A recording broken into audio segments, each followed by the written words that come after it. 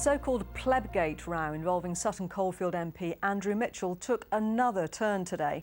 Chief Constables of Warwickshire, West Mercia and the West Midlands have all been called to appear before Parliament's Home Affairs Select Committee next Wednesday.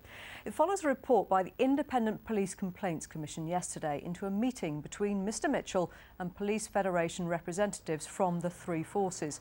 Well, afterwards, the officers insisted Mr Mitchell refused to clarify what he'd said to police in Downing Street, specifically whether or not he'd insultingly called one of them a pleb. But a recording of that meeting suggests he did in fact give a full account.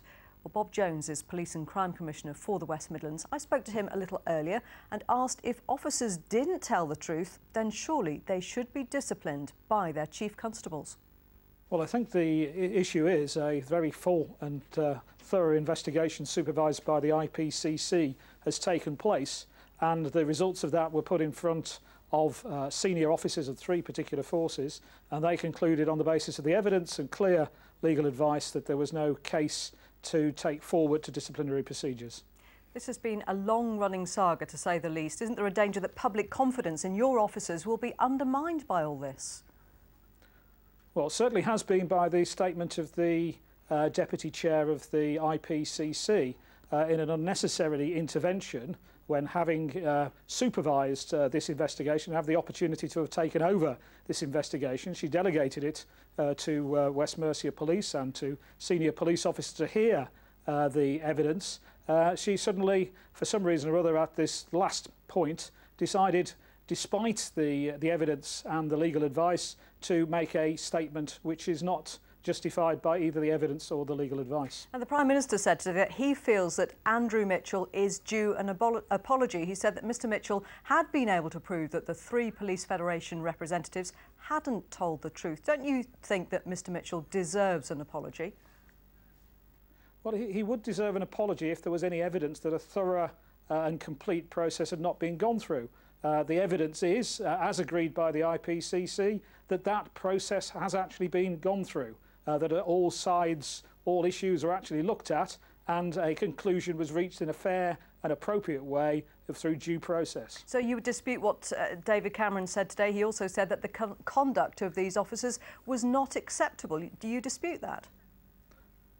Well, David Cameron could potentially save me a lot of money. I could get rid of all the CID, all the officers to investigate, get rid of the CPS, get rid of the courts, and just simply have the Prime Minister deciding who's guilty. Sadly, since the introduction of the Magna Carta, we have believed in due process and fairness in this country, and that's appropriate to everybody, including police officers. It does seem very much that you're sticking up for the police, that you're protecting them. Isn't it your job to oversee the force and be as impartial as possible?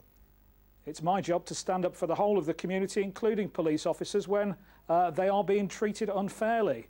I think, if anything, the police officers here are being treated unfairly. The IPCC, having investigated and said it's a full and proper and thorough investigation, have gratuitously slurred their particular character, found them guilty by media, and of course those officers have no redress in respect of that, as the official proceedings, supervised by the IPCC, say they have no case to answer, so they do not have their day in court to be able to challenge such allegations. You'll no doubt be well aware that there's a very strong public view that this is a total waste of money, because essentially it all boils down to who said what to whom in a heated exchange over a year ago. It's cost hundreds of thousands. It has, and in this particular aspect, which of course refers to the meeting between the Police Federation representatives and Andrew Mitchell, is obviously only a small part of that, but the whole thing has dragged on. But clearly, whatever the profile, however important the people concerned, we need to ensure fair and open and appropriate treatment to all parties concerned. Bob Jones, thank you. Hundreds of people